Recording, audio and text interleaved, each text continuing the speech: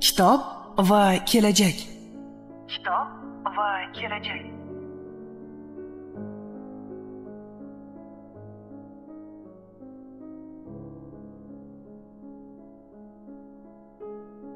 Assalomu alaykum aziz tinglovchilar. Eshittirish taqdimoti bilan studiyada muallif Yayra Abdullayeva.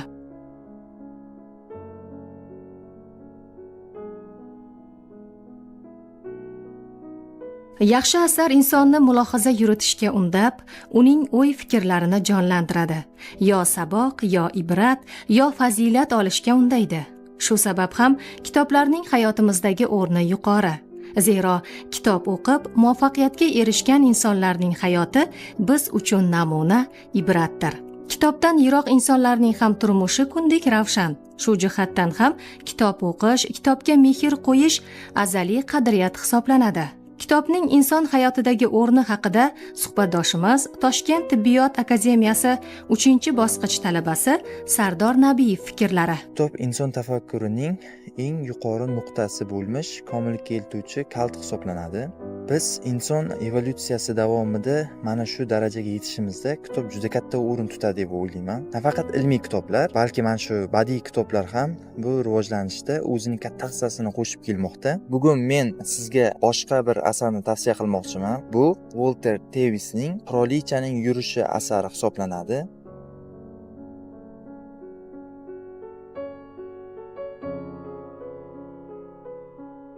Darhaqiqat, kitob bizga eng yaqin do'st, beminnat maslahatchi. Uning sharofati ila katta yutuqlarga, rivojlanishga erishamiz. Bugungi tanlagan asarimiz ham ko'p qiyinchiliklarga qaramay hayotda o'z yo'lini topgan qizaloq, ya'ni asarning asosiy qahramoni Elizabetning boshidan kechirganlari haqida. Kitob nomi Qirolichaning yurishi. Muallifi amerikalik yozuvchi Walter Tevis. Bir qaraganda ushbu kitob qandaydir qirolliklar haqida gap ketayotgandek tasavvur uyg'otgan bo'lishi tabiiy albatta, biroq asar mazmuni mutlaqo boshqa. Kitob haqida suhbatdoshimiz Sardor Nabiyevdan eshitamiz.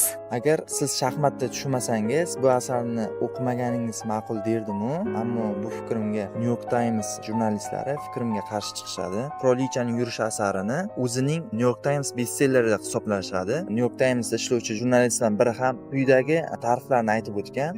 Ya'ni asar nafaqat shaxmat ixlosmandlari, balki bu o'yin haqida taassurotga ega bo'lmagan kitobxonlarni ham qattiq o'yga solib qo'yuvchi asar deya ta'rif beradi. Asarning nomi ham shaxmat sporti ham voqealar rivojiga ko'ra ajoyib nomlangan. Sababi shaxmatda xuddi shunday nomlangan debyut turi mavjud, ya'ni ingliz tilida Queen's Gambit deyiladi. Xuddi shunday shaxmatda boshlanish mavjud hisoblanadi.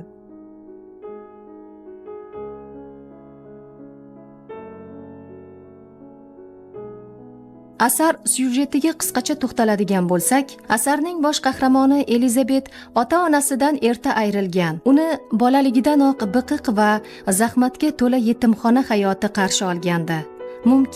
Mumkin emas degan temir qoidalar, qat'iy tartib intizom ostida tarbiyalanayotgan qizaloq turli tazyiqlarga qaramay yetimxona farroshi janob Sheybeldan shaxmat o'ynashni o'rganishga qiziqadi. Bu o'yinga mehr qo'yadi. Tabiatan yolg'izlikka moyil asar qahramoni tunlari xayolan shaxmat taxtasi ustida o'tkazar, donalarni ko'z oldida gavdalantirar, uning butun fikru xayolini o'yinning ohanrabosi o'ziga band qilgandi. Kitobxon kichkina jussali Elizabetni ko'z oldiga keltirarkan, shafqatsiz o'yinlar, yurishlar, hujumlar qarshisida mardonavor turgan qizaloqning irodasiga tan bermaslikning ilojini topolmaydi.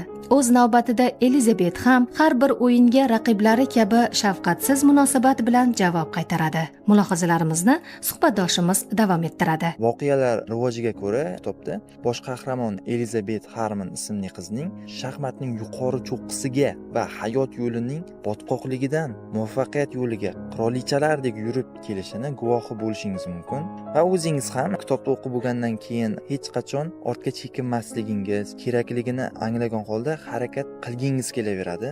Kitob juda ajoyib chiqqanligi tufayli hatto film suratga olingan. O'zim ham avvalo filmini tomosha qilganimdan so'ng kitobini o'qigim kelib qoldi. Ko'pchilik filmini ko'rdim-ku, kitobini o'qib nima qilaman deb asarni o'qishmaydi. Menimcha bu xato fikr. To'g'ri, kinoni ham tomosha qilib boshqacha lazzat olish mumkin. Lekin siz kinoda qahramonlarning voqealar rivojiga emotsiyalarni ko'rishingiz mumkin, harakatlarini ko'rishingiz mumkin, ko'rasiz. Lekin o'sha vaziyatda, o'sha paytda bosh qahramonning voqealar rivojiga undan o'tgan o'y fikrlarini ko'ra olmaysiz. Ya'ni o'sha paytda qanday fikrlarni o'y xayolidan o'tkazganligini bilmaysiz. Buni faqat asarni o'qib tushunish mumkin deya o'ylayman.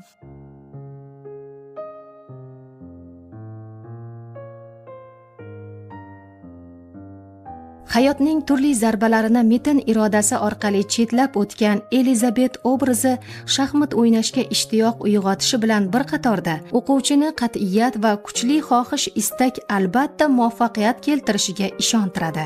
Maqsad sari dadil qadam tashlashga umidlantiradi. Men uchun bu asarda esda qoladigan iqtibos bor. Bu bosh qahramon Elizabet tomonidan shaxmatga ta'rif berayotganda aytilgan. Ya'ni u aytadiki, shaxmat bu hayot. Shaxmatdagi yurishlarni o'z qo'lingiz bilan yurasiz. Undagi har bir vaziyatdagi xato yurishlarga o'zingiz aybdorsiz. Hayot ham shunaqa deya ta'rif beradi. Xullas, kitobini ham o'qishni sizga maslahat qilgan bo'lar edim. Va mana shunday durdona asarlar yozuvchilar tomonidan hozir ham chiqishini tilab qolgan bo'lar edim.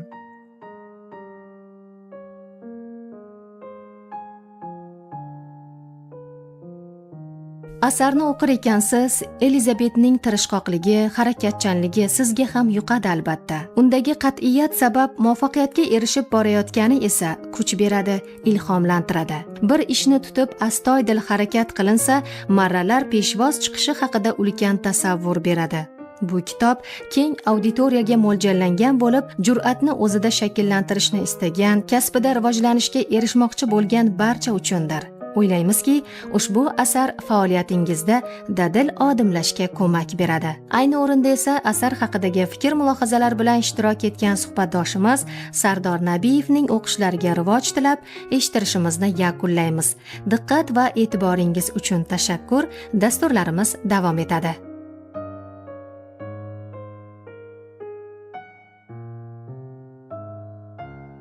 Kitob va kelajak. Kitob va kelajak.